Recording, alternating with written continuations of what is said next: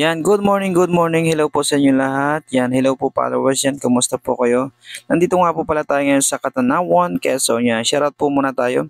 Shoutout po pala kay Sir Dante Rebamonte at sa lahat po ng Rebamonte family ng Ibabang Uni mula na Quezon. Yan, shoutout po sa inyo lahat. At sa lahat po ng taga-Ibabang Uni mula na Quezon yan, kumusta po kayo? Ingat po kayo palagi.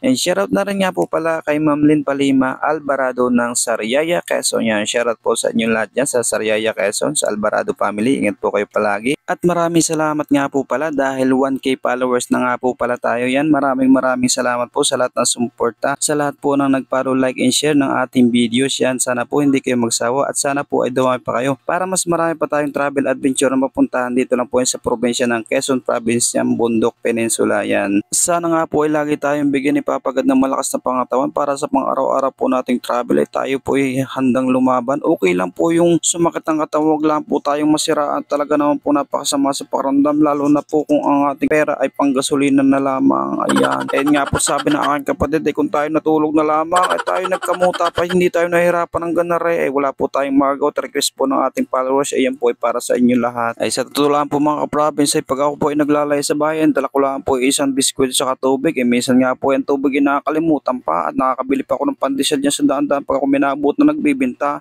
Ay sabi nga ng kapatid ko ay lalayas-layas ka ay kung ikay natulog na lamang. O ay di sana hindi ka nagutom. Ayan at bumalik nga po pala tayo sa ating binablog ay hindi ko na po na ipaliwanag ang aking binablog na rin kung nasaan na ba tayo. Ay dito nga po pala tayo sa bypass road ng Katanawan, Quezon at napakaganda na po ng daan dito. Ayun nga po na daan natin kaputol, ayun po ay kaputol lamang. Ayan nga po, pagpasensya nyo nung taris kaputol ay napakakulit. Ayan, shoutout nga po pala kay ate yan. Ay nako, napakagandang dilag. Ay puso ko yung nabihag. Ay wala nang ninanais makita kang may rabies. Ayan, biro lang nga po yun mga idol. Yan, nandito nga po pala tayo ngayon sa bypass road ng Katanawan, Quezon. Yan, patapos na po yung ating vlog. Patapos na po yung ating video. Ay, hindi ko pa po na-describe kung nasaan na ba tayo. Ayan, maganda na po yung ating dadaanan. Unlike kanina, nasa sobrang putik. Yung nga po pala na daating kanina ay papunta po yun ng Manggarong. At ito naman pong tinatahak natin ngayon ay labas na po ito ng Madulaw, Quezon. Yan, maganda na po ang daan dito. At malaking bagay nga po pala itong bypass road ng Katanawan, Quezon sapagkat pag traffic po sa bayan, ay pwede po kayong dumaan. At dito rin po ay syempre alam nyo na pag may mga checkpoint po sa bayan ay pwede rin po kayo dito dumaan. Hello ko. Yusik po.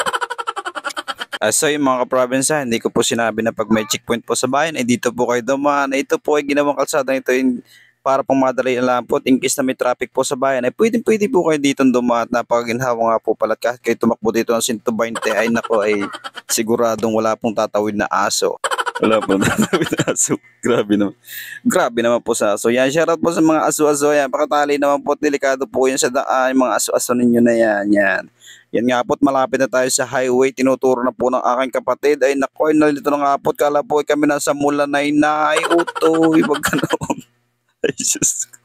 Nag-bypass road lang tayo ay nalito na kung saan ang daan ng papuntang Mulanay at Katanawan, Quezon. Ayan, maraming salamat po. And for this video ay hanggang dito na lang po muna. And don't forget to follow, like, and share this video for more travel adventure. Salamat!